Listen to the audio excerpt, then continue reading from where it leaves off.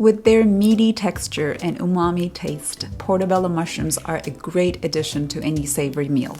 They are a rich, low-calorie source of protein, fiber, and antioxidants, making them ideal for a healthy meal.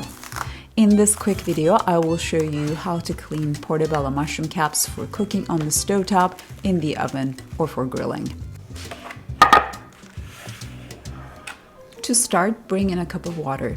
Since we consumed mushrooms on the regular, I have a cheap sponge that I dedicated to wiping them, but a sheet of paper towel would also work. Soak it in the water and squeeze the liquid as much as you can. Gently wipe the top of the mushrooms as well as the underside of the caps, including the stems, until no dirt or debris is left. Next, turn the portobello mushroom over. Holding the mushroom in the palm of your hand, slice off the inner edges using a paring knife while rotating the mushroom slowly. Doing so will expose the gills that are located underside of the mushroom. Using a small spoon, gently scrape the gills, being careful not to go too deep into the flesh of the mushroom, all the while rotating in the palm of your hand.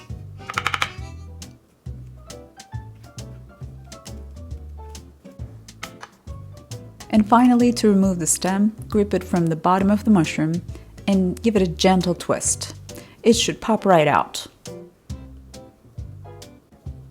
Alternatively, if it is easier, you can trim the stem using a sharp knife.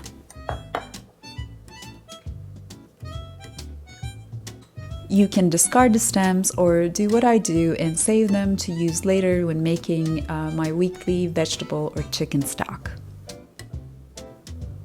Clean portobello mushrooms can be used as a whole or sliced to your desired level of thickness to use them in recipes.